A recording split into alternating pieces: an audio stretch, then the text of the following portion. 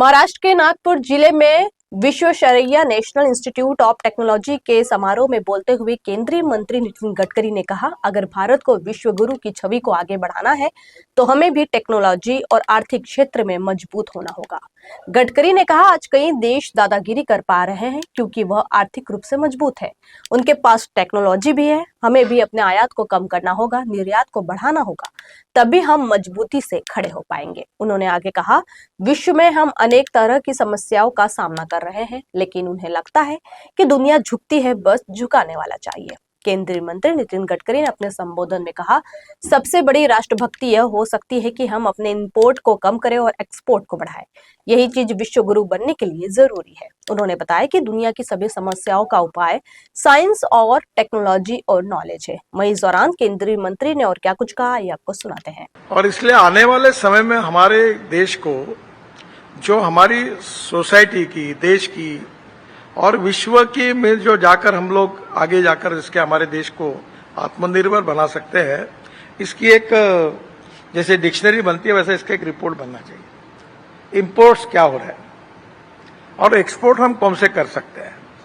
और इसमें मुझे लगता है कि ये सबसे बड़ा नेशनलिज्म आज के जमाने में है कि विश्वगुरु अगर हमको बनना है तो हमारे साइंटिस्ट, हमारे इंजीनियर्स, सब लोग उस दिशा में उसके ऊपर कॉन्सेंट्रेट करें।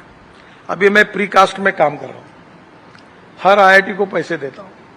एक प्रीकास्ट में अथॉरिटी ऐसी कोई आईआईटी नहीं है। मैंने बहुत लोगों को बुलाकर कहा कि मैं रोड फैक्ट्री में बनाना चाहता हूं प्रीकास्ट के। अभी जाकर मलेशिया से टेक्नोलॉजी लाई हम कि जो इन्फोर्समेंट कंक्रीट है जिसमें स्टील फाइबर यूज किए करते हैं हम लोग, वो वहां से लाई, सिंगापुर से। हमारे यहां भी प्रयोग हो रहे हैं, सॉइल स्टेबिलाईजेशन पे प्रयोग हो रहे हैं, हमारी इंजीनियरिंग में काफी हो रहे हैं। पर हमारी किस प्रकार की टनल बन रही है, अभी 3 लाख करोड़ की हम टनल बना रहे हैं, पर हमारे पास मशीन नहीं है। जो मशीन हमने जिस देश से लाई थी वो हमको बार बार दबाता है, मशीन मिलने में स्पेयर पार्ट्स नहीं देता। मैं स्पेन में गया था तो मुझे ध्यान में आया कि वर्ल्ड में ये जो टनलिंग मशीन पड़ी है जिनका काम खत्म हो गया, तो मैंने वहां के लोगों को 4 दिन में टनल जिनके पास है ऐसे 25-30 लोगों को इकट्ठा किया और मैंने कहा, आप मुझे टनल, तो बोले हमारे पास काम नहीं, मतलब मैं आपकी मशीन लीज पर दिलवाता हूं। और मैंने हिंदुस्तान में आकर कहा कि ये पुराने मशीन को रिफर्निश करके इसके स्पेयर पार्ट्स तैयार करके लाओ तो हमें टनलिंग मशीन का प्रॉब्लम सॉल्व होगा, क्योंकि मैं 2 साल में 3 लाख करोड़ के टनल के कॉन्ट्रैक्ट दे रहा हूं, मशीन नहीं है। तो हमारे उस फील्ड की आवश्यकता के अनुसार देश के हित में टेक्नोलॉजी और साइंस में हमारी इंस्टीट्यूशंस और हमारे साइंटिस्ट उस दिशा में काम करेंगे तो हमारी देश की प्रगति और विकास का जो दर है वो और 3 गुना बढ़ेगा। और अगर हमारा एक्सपोर्ट बढ़ेगा, इकोनॉमी और ग्रोथ रेट बढ़ेगा, तो मुझे नहीं लगता कि हमें किसी के पास जाना पड़ेगा। आज जो दादागिरी करते इसलिए कर रहे हैं कि वो आर्थिक दृष्टि से संपन्न है। दादागिरी इसलिए करते हैं कि उनके पास टेक्नोलॉजी है। अगर उनसे अच्छी टेक्नोलॉजी और रिसोर्सेज हमारे पास आएंगे तो हमें दादागिरी नहीं करनी है। हमारी संस्कृति ये कहती है कि विश्व का कल्याण हो। हमारे कोई इसमें हमने ये नहीं कहा कि मेरा कल्याण पहले करो बाद में विश्व का कल्याण करो।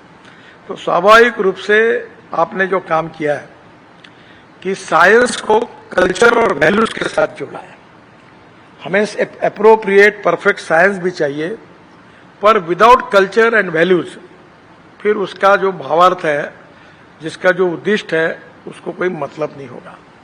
और इसलिए आने वाले समय में ये जो फोकस करना है, इसमें आप जिस क्षेत्र में काम करते हैं तो आप जरूर हमारे सबके क्षेत्र की लिस्ट बनाकर और आईआईटी और इंजीनियरिंग कॉलेज को हमारी प्रायोरिटी बताकर, अगर आप ये काम कर सकते हैं और ऑलरेडी आप कर रहे हैं तो हमारे लिए उपयोग होगा।